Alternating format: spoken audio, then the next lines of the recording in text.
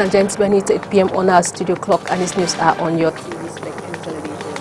First, students from the Yaoundé 5 municipality have converged today at the esplanade of the sports stadium for the dress rehearsals of the 58th edition of the Youth Day. Also in sports, football AFCON 2023 Ivory Coast. The semi-finals of the ongoing AFCON competition kickstart tomorrow with Nigeria taking on South Africa, while the host country Ivory Coast will be logging horns with the DR Congo team. With Nigeria being the better side for this competition, both coaches Hugo Bours and Jose Pacero want to play the finals. This story is in full and much more will be yours right ahead. Thanks for joining in, ladies and gentlemen. You're welcome to the 8 p.m. Balingua Primetime Newscast on your TV, STV, and we'll kickstart right away. And it's in Molière's language, and it's with you, Oriane Donke. Bonsoir. Bonsoir, Christelle Assec. Mesdames et messieurs, bonsoir. Et bienvenue au journal. Le nouveau préfet du département du Vouri, Vogo Silias Marius, installé dans ses fonctions ce mardi par le gouverneur de la région du Littoral. Au cours de cette cérémonie de passation de commandement, Samuel Dieudonné Ivara Dibois a rappelé au nouvel entrant, il a rappelé donc de respecter la réglementation et a toujours servi les intérêts de l'État et non ceux des individus. Léla Renganze et Julie Pop pour les détails. Le département du Vouri accueille son nouveau préfet. L'administrateur civil principal hors échelle, Vogo Siliak Marie, a été installé ce jour dans ses nouvelles fonctions après le décret signé de Paul Biya le 18 janvier 2024. En présidant ce jour à la place des fêtes de la BCK, la cérémonie de passation de commandement entre le préfet sortant et entrant, le gouverneur de la région du Littoral n'a pas manqué de donner des conseils au successeur de Benjamin Boutou, qui lui aura passé 4 ans et 3 mois à la tête de cette unité administrative. Vous êtes donc le préfet de tous et ne soyez l'otage de personne afin de préserver l'éthique républicaine. Vous devez être un catalyseur des actions positives, un rassembleur des forces vives du département. Aussi, je vous exhorte à afficher la plus grande objectivité, à faire preuve de rigueur morale, de rectitude et de fermeté. Vous mettrez un point d'honneur sur la discipline et l'assiduité de l'ensemble du personnel administratif dans le Vouri. Face aux intérêts particuliers, souvent contradictoires et rarement convergents, je vous recommande fermement de privilégier l'intérêt général qui est la raison d'être de l'État que vous représentez et qui n'est nullement l'agrégation des intérêts particuliers. Découragez les commérages et autres colporteurs d'intrigues autour de vous. Abritant toutes les ethnies, croyances religieuses et formations politiques, le Vouri est également un département qui connaît l'insécurité, le désordre urbain et les litiges fonciers. Défis qui interpellent désormais le nouvel arrivant. Soyez un fervent promoteur du bilinguisme et du multiculturalisme dans le Vouri. Monsieur le préfet, en utilisant les mécanismes prévus par les textes en vigueur, les instructions de la hiérarchie, en étant juste, en évitant de succomber aux tentations, passez en aura, monsieur le préfet, dans le Vouri, vous surmonterez tous ces obstacles. Cependant, si par un fâcheux concours de circonstances, vous faites le choix du gain facile, vous serez peut-être riche, mais il sera fort probable que vous ne soyez plus préfet. Chevalier de l'Ordre national de la valeur et préfet depuis 2016, Vogo Siliak Marie, ancien préfet du département de l'Amvila et Bolova dans la région du Sud, est titulaire d'un DEA en droit public et plus tard diplômé de l'ENAM, promotion 1999. Âgé de 53 ans, il est marié et père de 5 enfants.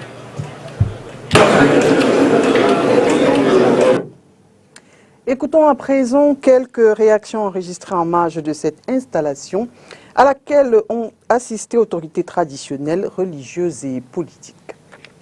Que nous attendons du nouveau préfet, tout a été dit par monsieur le gouverneur dans ses prescriptions. Il a été, à mon avis, suffisamment précis et clair et détaillé dans les tâches dévolues au désormais préfet du Vouri. Il a parlé de tout pratiquement, donc Je crois que le nouveau préfet n'a qu'à suivre toutes ces prescriptions-là. Nous fondons beaucoup d'espoir sur lui et nous sommes confiants de ce que il répondra aux attentes, à nos attentes. Vous savez, le département du Vouri, notamment la ville de Douala, puisque les deux se confondent, c'est une entité assez complexe et assez difficile à diriger. Mais avec la poigne de l'autorité administrative, nous avons confiance que tout ira pour le mieux pour le nouveau préfet. Un homme qui a la crainte de Dieu, un homme de prière. Et lui-même m'a dit tout à l'heure quand je l'ai salué qu'il est un ancien séminariste. Un ancien séminariste, la Bible doit devenir son livre de référence. Avant même le livre du Code du Cameroun. Mais s'il s'inspire de la Bible, il verra que tout ce qu'il fera sera béni par le Seigneur. Et notre présence ici, c'est pour que, à travers nos humbles prières, notre pays vive dans la paix. Nous ne sommes pas là pour encourager un parti politique. Nous sommes apolitiques. Mais nous sommes là pour que notre peuple vive dans la paix. Et qu'à travers ces prières, cette paix ne se limite pas à Douala ou à Yaoundé, mais que cette paix soit effective même dans les régions du nord-ouest et du sud-ouest. Effectivement, le chantier du nouveau préfet est très vaste et pour ce qui est de mon domaine, c'est le désordre urbain. Donc forcément, qu'il continue avec cette action dans la sérénité et dans, en fait, que chacun puisse faire son travail honnêtement et bien. En réalité, c'est un grand jour pour la ville de Douala et ça a été bien magnifié par le gouverneur de la région qui a dit que c'est un monsieur pétri d'expérience et que nous attendons donc en fait qu'effectivement il accompagne la décentralisation comme prônée par le chef de l'État. L'on s'achemine vers une technique de réalisation des routes durables à moindre coût au Cameroun. C'est du moins l'ambition du gouvernement camerounais à travers le lancement du lien hydraulique routier qui, selon le ministre des Travaux publics, va permettre de répondre aux besoins en infrastructures routières dans un contexte de conjoncture économique. Olivier Bouzik. L'extension et l'amélioration du réseau routier au Cameroun est confrontée à des difficultés financières et techniques relatives à la conjoncture économique et à la rareté des matériaux de construction. L'allocation budgétaire du ministère des Travaux publics est très importante, il faut le dire, quand nous nous situons dans le contexte qui est le nôtre. Mais cette allocation budgétaire ne couvre pas tous les besoins, d'où la nécessité d'être inventif, d'être créatif pour optimiser l'utilisation des ressources disponibles. Le lien hydraulique routier développé dans 3000 ateliers à travers le monde, notamment au Maroc, pourra, selon les experts, permettre d'optimiser les coûts de la construction routière jusqu'à 30%, tout en réduisant l'empreinte carbone de plus de 35% grâce à un ciment à dosage rapproché. Donc on n'aura pas recours à apporter du matériau, étant donné que c'est un engagement financier de plus. Donc on va réaliser plus de linéaires avec moins d'engagement en termes de, je dirais, de coûts financiers. Et cette solution permet quand même de stabiliser et de rendre un petit peu le corps de la chaussée un peu dur et résistant à l'eau. Surtout que dans le contexte camerounais, on a cette spécificité géoclimatique qui est un peu difficile lors de la période pluviométrique. Cette mesure s'inscrit dans le cadre de la stratégie d'entretien durable et de construction des routes à terre à travers la stabilisation du revêtement par des produits innovants. Nous allons donc, dans le cadre des projets pilotes, dès 2024, dans les 2 jours qui suivent là, apprécier la portée de cette introduction dans notre approche d'entretien des routes en terre en réalisant quelques axes routiers non loin de Yaoundé. Sur la base des résultats obtenus, nous allons donc généraliser le processus dans les dossiers d'appel d'offres. Il faut noter que ces produits innovants seront sélectionnés et utilisés sur le terrain en fonction des études du sol menées par les experts. L'objectif final est de faire plus avec peu de moyens. Reparlons de l'augmentation du prix des carburants. Quelques jours après l'adoption de cette mesure, nos reporters sont descendus dans les rues de la capitale politique prendre justement la réaction des habitants. Écoutons-les. L'augmentation du carburant n'implique rien pour moi, parce que ça avait déjà été averti. Mais maintenant, sur les populations, ça a un grand impact. Parce que, le tarif du taxi a augmenté et du coup, les populations n'arrivent pas à s'arrimer à la nouvelle donne autant pour moi. Je crois que c'est un problème de gestion. Je ne sais pas si je peux dire gouvernemental, parce que si on nous dit qu'on a un pétrole qui est l'essence brute et que notre carburant vient d'ailleurs, c'est ça qui fait le problème. En Afrique centrale, le carburant est le Cameroun est le pays dont le carburant coûte un peu moins cher. Par contre, ailleurs, ça coûte plus cher. Prenez par exemple au Sénégal, prenez par exemple en Côte d'Ivoire, où c'est à 875 francs. Vous prenez en Centrafrique qui est à côté là, où c'est à 1200 francs. Donc pour moi, s'il y a une augmentation, moi je trouve que ça ne doit pas trop impacter. Il faut juste que le gouvernement camerounais sache comment faire avec les fonctionnaires, comment faire avec les employés du droit, les employés publics. Parce que ça mène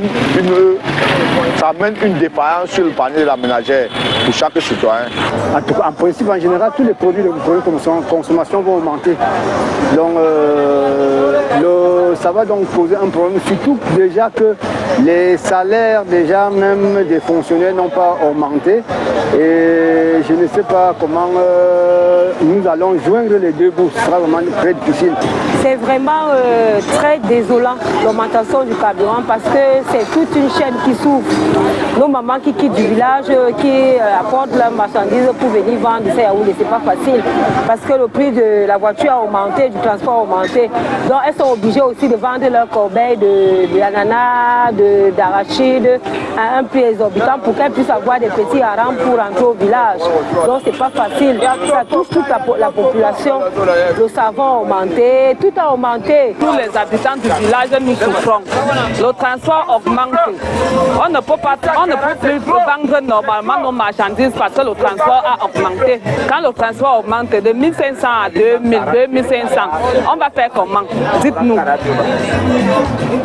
Les villageois vont vivre comment? Ebenezer Essoka est le nouveau président du conseil d'administration du MTN Cameroun. C'est une décision du conseil d'administration tenue le 2 février dernier à Johannesburg, en Afrique du Sud. Il remplace à ce poste Colin Moukete. Ce dernier estime qu'après 21 années à superviser la croissance et la transformation de l'entreprise de téléphonie mobile, il était temps de se retirer. Le promu et l'ancien PCA s'apprête d'ailleurs à travailler pour une transition en douceur. Titulaire d'un MBA en finance et d'un diplôme en International Business, Ebenezer Essoka cumule 30 années dans le secteur des services financiers, tant dans la restructuration et au repositionnement des anciennes entreprises que dans le secteur des services financiers et donc à la mise en place des nouvelles entreprises. Les élèves du 5e arrondissement de Yaoundé se sont retrouvés ce jour à l'esplanade du stade Omnisport pour la répétition générale de la 58e édition de la fête de la jeunesse. La parade du 11 février prochain se fera sous le signe du vivre ensemble dans cet arrondissement de la région du centre. Inès Pang. C'est une reproduction de ce qui se fera le 11 février prochain dans le 5e arrondissement de Yaoundé. Arrivée du sous-préfet, choisi pour la circonstance. Madame la sous-préfète, la population de l'arrondissement de Yaoundé 5e vous souhaite la bienvenue à l'esplanade du stade Omnisport on the occasion of the 58th edition of the Youth Day celebration. Exécution de l'hymne national et de l'hymne de la jeunesse.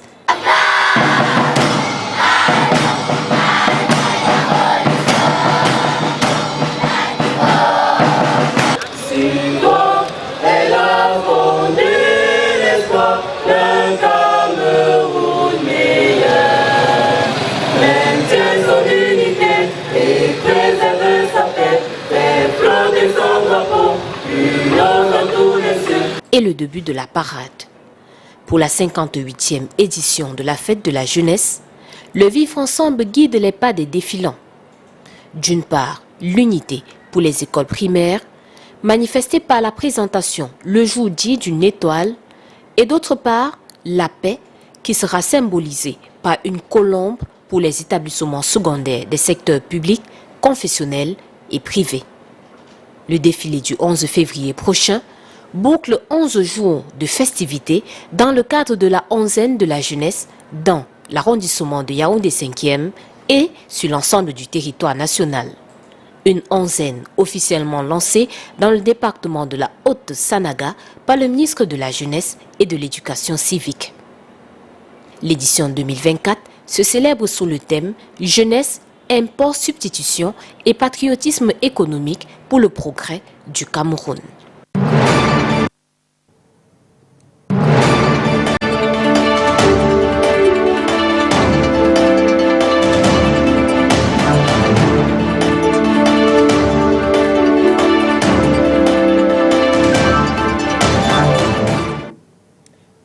Talk sport in this newscast. AFCON 2023 Ivory Coast. The semi-finals of the ongoing AFCON competition kickstarts tomorrow with Nigeria taking on South Africa, while the host country Ivory Coast will be logging horns with DR Congo. Nigeria seems to be the better side so far, and the coach Hugo Broos and Jose Peseiro want to go for the finals. Details with you, Onila Dunet. The semi-finals of the Africa Cup of Nations gets on the way this Wednesday in Bouaké between Nigeria and South Africa, and in Abidjan between host Côte d'Ivoire and the Democratic Republic of Congo. Nigeria will meet with South Africa for the fourth time in the AFCON. Their last meeting was in Egypt in 2019, where Nigeria knocked out South Africa 2-1 in the quarterfinals of the competition. Aware of Bafana Bafana's heroics in Côte d'Ivoire, Jose Peseiro will not take any chances. An A-level match. We know the capacity and the power of the opponent. When opponent put Marocos out, Marocos did a fantastic World Cup. Even put my Portugal out World Cup, last World Cup. and beat Brazil in first match. One team with good quality, capacity. For that, my players and me, we know what we must do. But sure, we must play 100% or more. Fullback Ola Aina believes it will be a challenging task, but not impossible. Everyone, myself, I'm very excited. It's going to be a good game between two good teams, and I think myself and the team are ready for this challenge. So that we can go all the way. But like we said throughout the tournament, we take game by game, and this is the focus now. The focus is on playing against South Africa in the semi-final. So that's what we're focusing on, and hopefully we can get the job done. South Africa is in the semi-finals after 23 years. For Hugo Broos, this is enough motivation going into the Nigerian clash. Very happy and motivated that we play tomorrow in the semi-finals of AFCON. I think for many people it was unexpected, but we did it, and that means that South Africa became a good team. So it's also more than 20 years ago that South Africa played the semi-final, even more that we played the final. So that means that we got a lot of motivation. The semi-final, we have it already, but that we want to play also next Sunday, the final. We are playing. South Africa is yet to defeat Nigeria in the Africa Cup of Nations. Mindful of this history, Ronwen Williams wants to rewrite a new page. We don't, stats don't play the game, there's so many stats that were against us this tournament, and we proved you know, that stats don't play the game. You know, so what happened in the future, in the past, you know, that's in the past. We can't change that. But what we can change is tomorrow. Is tomorrow's result, is tomorrow's performance. So we don't look at that because that can't change now. We control what we can control, and that's tomorrow's performance and tomorrow's result. 16th semi-final for Nigeria, food for South Africa, with only one to reach the last two.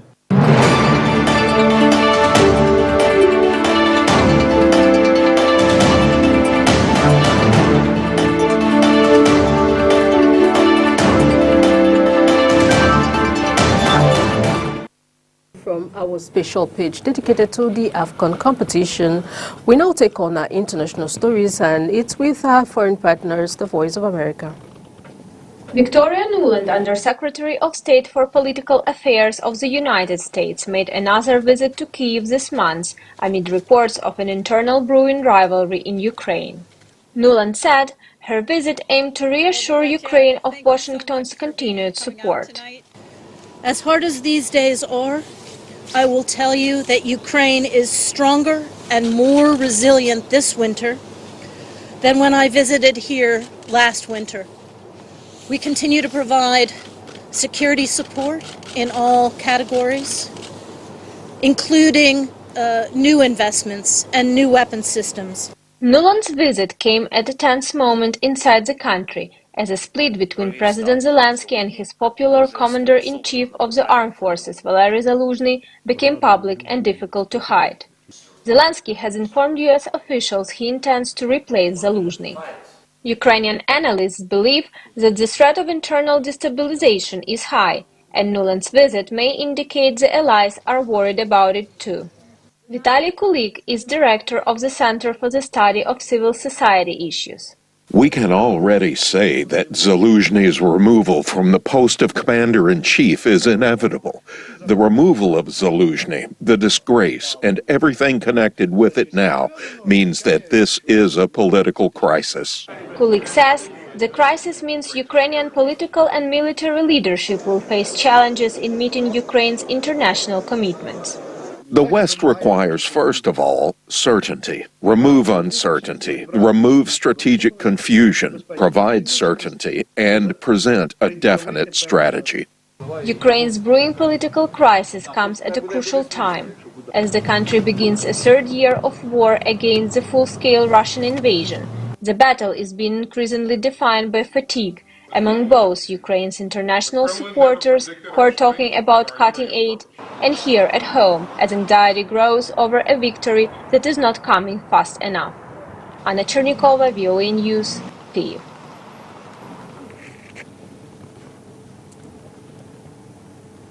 Et nous restons avec nos partenaires de la Voix de l'Amérique cette fois pour faire le point de l'actualité en Afrique. Au moins 11 morts dans une attaque attribuée aux rebelles ADF dans l'est de la RDC. L'armée traque les rebelles dans la région d'Irumu en Ituri et dans la région de Beni dans la province voisine du Nord Kivu. L'opposition sénégalaise crie au coup d'État constitutionnel après le report de la présidentielle au 15 décembre. L'Assemblée a adopté lundi soir la proposition de loi après que les députés de l'opposition qui faisaient obstruction au vote ont été évacués manu militari par la gendarmerie. Le Premier ministre éthiopien Abiy Ahmed nie que des gens meurent de faim en Éthiopie en refutant une déclaration du bureau du médiateur éthiopien qui affirme avoir recensé fin janvier près de 400 décès provoqués par la faim dans les régions du Tigré et de l'Amara. Le Burkina Faso a lancé hier lundi une campagne de vaccination contre le paludisme. 200 000 doses de vaccins RTSS sont attendues au cours de l'année et seront administrées aux enfants de moins de 5 ans dans 27 districts.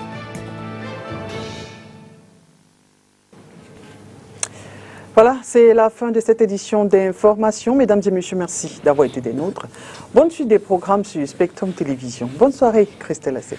Good night to you, Oriane Duncan. Good night to our viewers. It was a pleasure being in your company. Thanks for watching. See you tomorrow again with fresh news and more on your TV STV. Bye-bye.